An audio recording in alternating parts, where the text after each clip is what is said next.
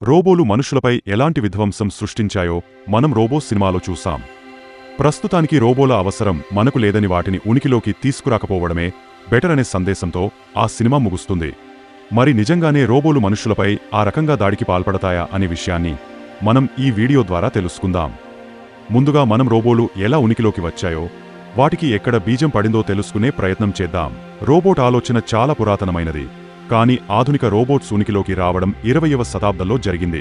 ప్రాథమికంగా రోబోట్ అనే పదం చెకోస్లోవేకియన్ రచయిత కారెల్ చాపెక్ 1920లో రాసిన బొస్సమ్జ్ యూనివర్సల్ రోబోట్స్ అనే నాటకంలో మొదట ప్రస్తావించబడింది. మొదటి ఆధునిక రోబోట్ 1961లో యూనిమేట్ అనే రోబోట్ మొట్టమొదటగా అమెరికాలోని జనరల్ మోటార్స్ GM అనే ఆటోమొబైల్ ఫ్యాక్టరీలో పనిచేసేందుకు ప్రవేశపెట్టారు. జార్జ్ డివోల్ మరియు జోసెఫ్ ఎంగెల్బర్గర్ అనే పరిశోధకులు ఈ యూనిమేట్ రోబోట్ను అభివృద్ధి చేశారు. యూనిమేట్ ముఖ్యంగా కార్ల భాగాలను అంచెలంచెలుగా కూర్చడానికి మరియు భారీ పదార్థాలను తరలించడానికి ఉపయోగించారు. ఇక మనం అసలు విషయానికి వస్తే, రోబోలు మనుషులను చంపే అంశం సాధారణంగా సాంకేతికత మీద ఆధారపడి ఉంటుంది. ప్రస్తుత రోబోటిక్స్ సాంకేతికతలో రోబోలు కేవలం నిర్దిష్ట పనులను చేయడానికి మాత్రమే అభివృద్ధి చేయబడ్డాయి మరియు ఆపరేటర్ లేదా నియంత్రణ వ్యవస్థల ఆధీనంలోనే ఉంటాయి. అయితే యుద్ధ అవసరాల కోసం తయారు చేసిన కొన్ని సైనిక రోబోలు లేదా డ్రోన్లు ప్రభావవంతమైన శక్తులతో ఉంటాయి, కాబట్టి వాటిని నియంత్రించేవారి తప్పులు లేదా భద్రతా లోపాల వల్ల ప్రమాదకర పరిస్థితులు ఏర్పడవచ్చు. కానీ ప్రస్తుతానికి చంపడం అనేది కేవలం రోబోలు ముందస్తు నియంత్రణ మరియు కార్యక్రమాలపై ఆధారపడుతుంది. ప్రస్తుతం రోబోట్స్కు అసలు భావోద్వేగాలు లేదా ఫీలింగ్స్ అర్థమయ్యే పరిస్థితి లేదు. రోబోలు కేవలం డేటా, ప్రోగ్రామింగ్ మరియు యంత్రాంగం ద్వారా మాత్రమే పనిచేస్తాయి. అవి భావోద్వేగాలను అనుసరిస్తున్నట్లు నటించగలవు, కానీ వాటికి నిజమైన మానసిక అనుభవాలు లేదా భావోద్వేగాలు ఉండవు. ఆర్టిఫిషియల్ ఇంటెలిజెన్స్ ఆధారంగా రోబోలు కొన్ని సందర్భాలలో స్పందనలు ఇస్తూ భావోద్వేగాలు కలిగినట్లు అనిపించవచ్చు, కానీ అవి ముందుగా ప్రోగ్రామ్ చేయబడిన మార్గదర్శకాల ప్రకారం మాత్రమే ఉంటాయి. రోబోలకు నిజమైన భావోద్వేగాలు లేదా ఫీలింగ్స్ కలిగించేలా తయారు చేయడం ఒక సవాలుగా ఉంది. ప్రస్తుతం ఆర్టిఫిషియల్ ఇంటెలిజెన్స్ సాంకేతికత ఆ దిశలో అడుగులు వేస్తున్నప్పటికీ, రోబోలు నిజంగా భావోద్వేగాలను అనుభవించలేవు. భావోద్వేగాలు కలిగినట్లుగా వ్యవహరించడానికి రోబోలలో ఎమోషనల్ ఏఐలను అభివృద్ధి చేస్తారు.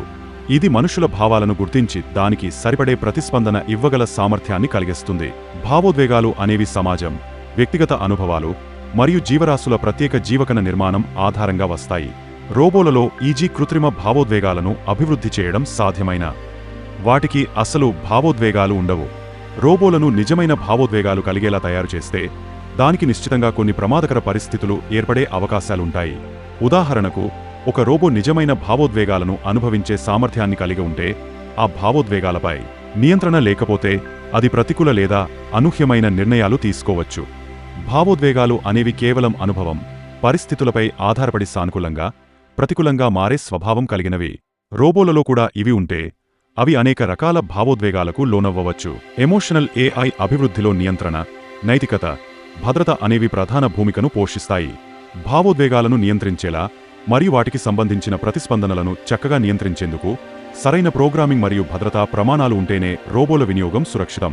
రోబోలు మనుషులపై దాడి చేయడం వంటి వీడియోలు అప్పుడప్పుడు కనిపించవచ్చు, కానీ అవి నిజంగా ఆ రోబోలు అయితే కొన్నిసార్లు రోబోల నియంత్రణ లేదా ప్రోగ్రామింగ్ లోపాల వల్ల అవి మనుషులపై ప్రమాదకరంగా ప్రవర్తించవచ్చు.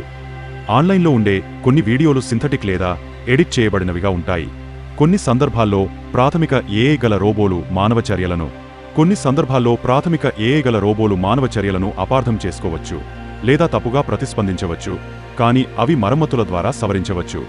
అంతేకాకుండా దాడికి ఉపయోగించే రోబోలు సాధారణ రోబోల కంటే భిన్నంగా రక్షణ రంగంలో నియంత్రిత ఉద్దేశంతో ఉండే యంత్రాలుగా అభివృద్ధి చేయబడతాయి. ప్రస్తుతం రోబోలను వివిధ రంగాలలో, ముఖ్యంగా సాంకేతికత, ఆరోగ్యం, పరిశ్రమ, వాణిజ్యం, గృహ సేవలు మరియు వ్యవసాయం వంటి విభాగాల్లో విస్తృతంగా ఉపయోగిస్తున్నారు. కొన్ని ముఖ్యమైన ఉపయోగాలు ఇలా ఉన్నాయి. 1. పరిశ్రమలలో ఆపరేషన్లు. ఆటోమొబైల్ అసెంబ్లీ, ఎలక్ట్రానిక్స్ తయారీ మరియు ఫ్యాక్టరీల్లో రోబోలు భారీ వాహనాలను తరలించడం, భాగాలను కూర్చడం, పదార్థాలను తొలగించడం వంటి పనులను వేగంగా మరియు ఖచ్చితంగా చేయడానికి ఉపయోగిస్తారు. 2. ఆరోగ్య రంగం. రోబోలను సర్జరీలలో సహాయం చేయడానికి, ప్రత్యేకించి కఠినమైన శస్త్రచికిత్సలో అధిక ఖచ్చితత్వంతో పని చేయడానికి ఉపయోగిస్తున్నారు. అలాగే రోగుల పర్యవేక్షణ, మందుల సరఫరా మరియు క్లినిక్లలో రోగులందించిన సేవల కోసం కూడా ఉపయోగిస్తారు. 3. వ్యవసాయం. పంటల తోటల్లో క్షేత్ర పరిశీలన, మొక్కల నీరు తాగడం, పంటల ఆరోగ్యాన్ని పర్యవేక్షించడం మరియు విత్తనాలు నాటడం వంటి పనులను వేగవంతం చేయడానికి వ్యవసాయ రోబోలు ఉపయోగిస్తున్నారు. 4. గృహ సేవలు. గృహాల్లో సులభతరం చేసేందుకు రోబోలు ఇంటి శుభ్రత, వంట మరియు క్రీడల సమయంలో పిల్లల కోసం సహాయం వంటి పనులలో ఉపయోగిస్తున్నారు. ఉదాహరణకు రోబో. 5. వాణిజ్య రిటైల్ రంగం. రిటైల్ స్టోర్లలో రోబోలు గోదాములలో సరుకులను సక్రమంగా సర్దడం, షెల్ఫ్లను పర్యవేక్షించడం మరియు స్టోర్లో కస్టమర్లకు సహాయం చేయడం వంటి పనులను చేస్తుంటాయి. 6. రక్షణ రంగం. సైనిక అవసరాలకు డ్రోన్లు, స్పై రోబోలు మరియు బాంబ్ డిస్పోజల్ రోబోలు ఉపయోగిస్తున్నారు. వీటిని అధిక భద్రతా పరిరక్షణతో సరిహద్దు రక్షణ, పరిశీలన కోసం ఉపయోగిస్తారు.